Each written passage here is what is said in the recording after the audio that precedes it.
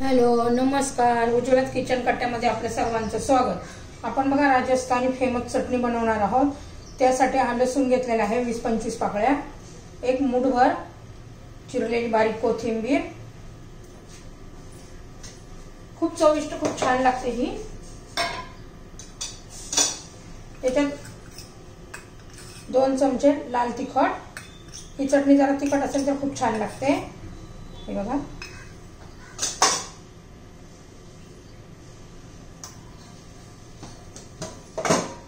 स्वादानुसार मीठ घालूया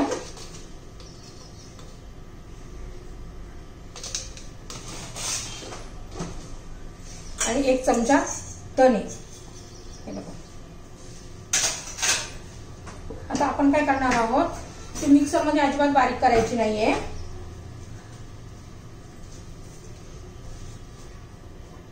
बघा, खलबत्त्यात चालेल एक वेळ, पण मिक्सर मध्ये तशी टेस्ट येत नाहीये।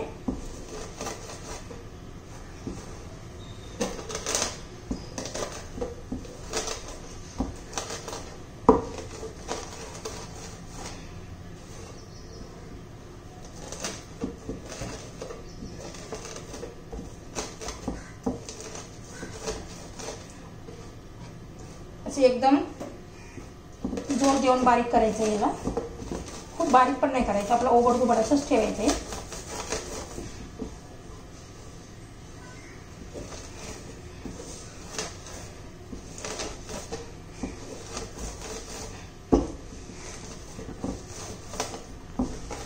तुम्हाला ही रेसिपी जर आवडली माझी चटणीची तर लाईक, शेअर आणि सबस्क्राईब करा।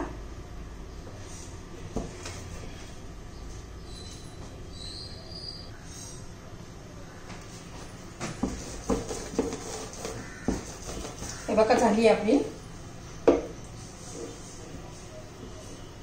आता ही जर जास्त दिवस टिकवायची असेल आपण 7 ते 8 दिवस, तर त्याला आपण तेलात हे करून घेऊया, गरम करून।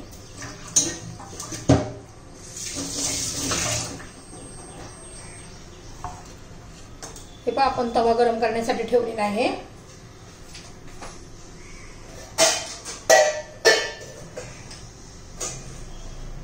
आपण आता तव्यावर तेल घालून घेऊया।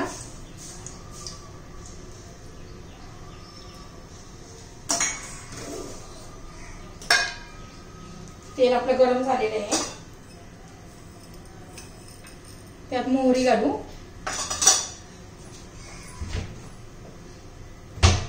मोहरी तडतडून घेऊया, थोडासा हिंग घालू।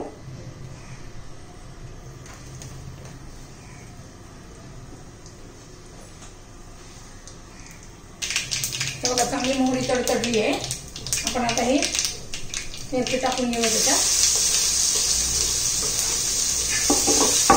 खूप चविष्ट लागते ही चटणी।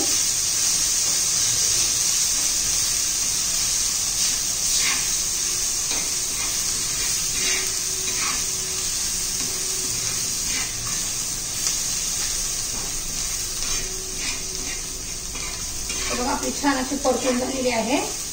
आपण मिरची वाटताना जे धणे घातले होते ना कच्चे, यात ते चांगले परतून निघतात, भाजून निघतात चांगले।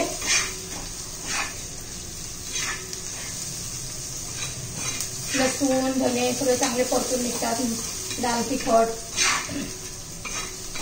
आपली चटणी तयार। गॅस बंद करते।